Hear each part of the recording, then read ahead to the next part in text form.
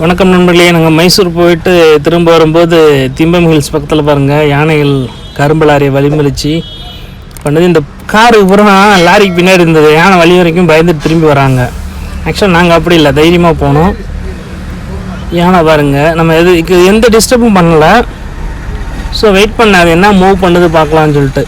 அது ரைட் வந்துச்சுன்னா நம்ம லெஃப்ட் ஏறி போயிடலாம், லெஃப்ட் வந்தால் ரைட் ஏறி போயிடலான்னு வெயிட் பண்ணி ரெடியாக இருந்தேன்.